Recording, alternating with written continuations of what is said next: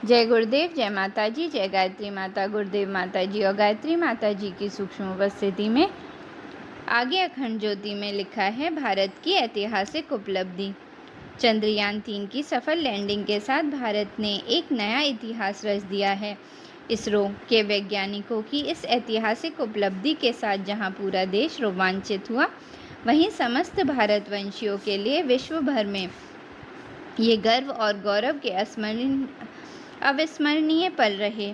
इसने जहां अंतरिक्ष में और आगे इसके गहन विस्तार में यात्राओं एवं खोज का मार्ग प्रशस्त किया, वहीं पूरे विश्व को भारत की अंतरिक्ष क्षेत्र में अनुसंधान क्षमता की धमक से भी गढ़ा परिचय करवाया। हालांकि चंद्रमा के दक्षिणी ध्रुव की सतह पर यह लैंडिंग इतनी आसान नहीं थी, क्योंकि यहाँ बड़े बड़े गड्ढे हैं तथा तापमान -300 डिग्री फ़ारेनहाइट तक नीचे जाता है। साथ ही यहाँ अंधकार की स्थिति कार्य को और कठिन बना देती है। आश्चर्य नहीं कि रूस का मून मिशन लूना 25 भारत की इस उपलब्धि के कुछ ही दिन पहले चांद की सतह से टकराकर क्रैश हो गया था। भारत भी सन 2019 में चंद्रयान-2 अभियान के दौरान ऐसी असफलता का दंश झेल चुका है, जब लैंडिंग के दौरान विक्रम लैंडर चंद्रमा की सतह पर टकराकर नष्ट हो गया था। हमारे वैज्ञानिकों ने इसकी गलतियों से सीख लेते हुए अपने अथक श्रम, समर्पण एवं होशियारी के बल पर चंद्रयान-3 मिशन को सफल बनाकर एक इतिहास रच दिया। आज भारत पूरे विश्व में चंद्रमा के दक्षिणी ध्रुव पर पहुंचने वाला पहला देश बन गया है। जिस भारत को कभी एलिट स्पेस क्लब में प्रवेश को लेकर विदेशी अखबारों में मजाक भरे कार्टून छपते थे, भारत को इस एलिट ग्रुप के दरवाजे से बाहर गाय के साथ खड़े एक गरीब किसान के रूप में दरवाज़ा खटखटाता हुआ चित्रित किया जाता था। तो वहीं इस सफल अभियान के साथ भारत ने न केवल एलिट स्पेस क्लब में धमाकेदार एंट्री की है, बल्कि यह सबके लिए एक मिसाल भी बन गया है।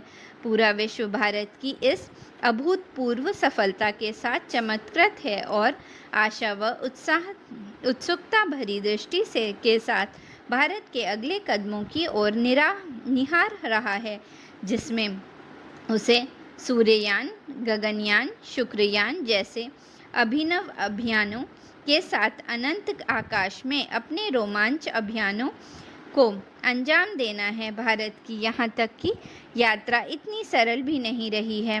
एक दीर्घकालीन संघर्ष, अथक श्रम एवं अधिव्यास व्यय के बल पर देश इस मुकाम तक पहुंचा है। वैज्ञानिकों की पीढ़ियां इसमें खपी हैं। डॉक्टर विक्रम साराभाई से लेकर डॉक्टर अब्दुल कलाम आज़ाद, डॉक्टर के सिवान से लेकर डॉक्टर एस सोमनाथन व सहयोगी वैज्ञानिकों तथा तकनीकी विशेषज्ञों की टीम के दर्शकों के कठोर श्रम व एक निष्ठा समर्पण का यह सुखद परिणाम रहा है। निसंदेह रूप में पूरा देश इनके त्याग तप भरे कुशल नेतृत्व एवं प्रयासों के लिए हृदय की गहराइयों से कृतज्ञता एवं शुभकामनाओं से भरा हुआ है। आज़ादी के बाद भारत ने अंतरिक्ष से जुड़े रहस्यों को जानने के लिए 16 फरवरी 1962 को परमाणु ऊर्जा विभाग के अंतर्गत India national committee for space research नामक यूनिट का गठन किया था। यूनिट गठन के 7.5 वर्ष पश्चात 15 अगस्त 1969 को इंडियन स्पेस रिसर्च ऑर्गेनाइजेशन अर्थात इसरो की स्थापना हुई। इसने सन 1975 में रूस के सहयोग से अपने पहले कृत्रिम उपग्रह आर्यभट्ट का प्रक्षेपण किया। इसके साथ देश ने अंतरिक्ष में अपने पैरों को जमाया।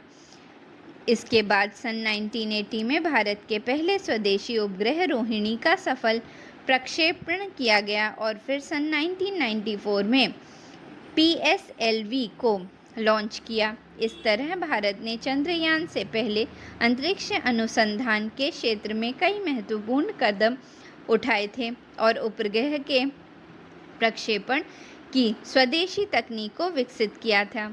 भारतीय अंतरिक्ष अनुसंधान संगठन और सोवियत संघ के इंटर कॉस्मिक कार्यक्रम के संयुक्त अभियान के अंतर्गत वर्ष 1984 में राकेश शर्मा ने 8 दिन तक अंतरिक्ष में रहकर इतिहास रचा था, जब वे अंतरिक्ष यात्रा करने वाले पहले भारतीय बने थे। सन 2013 में इसरो ने मंगल ग्रह से जुड़ी जानकारियां जुटाने के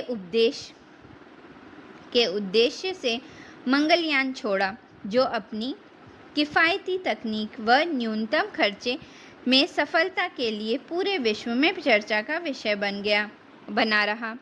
इस बीच स्वदेशी उपग्रह के निर्माण और उपग्रह प्रक्षेपण की कमी, तुलनात्मक लागत के कारण वैश्विक स्तर पर भारत तेजी से आगे बढ़ता रहा। वर्ष 2017 में इसरो ने 104 उपग्रहों को एक साथ अंतरिक्ष की कक्षा में स्थापित करने का कीर्तिमान स्थापित किया था, जिसमें 101 स्वदेशी उपग्रह थे। इसके साथ भारत विश्व में 100 से अधिक उपग्रह भेजने वाला पहला देश बन गया था। आश्चर्य नहीं कि आज भारत उपग्रहों के प्रक्षेपण करने वाले पसंदीदा देशों में शीर्ष पर है।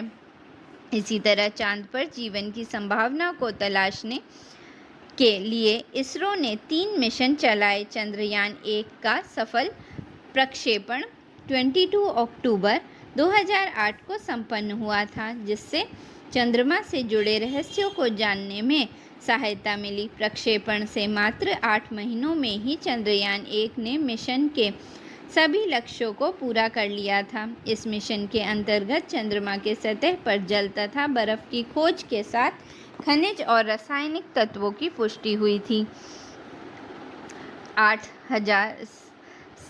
60,000 से अधिक फोटो भेजने के साथ इसने चंद्रमा के ध्रुवीय क्षेत्र के स्थायी रूप से छायादार क्षेत्रों में पहाड़ों और क्रेटर के दृश्यों को कैमरे में कैद किया था। चंद्रयान 3 को इसी का अगला सफल चरण रहा।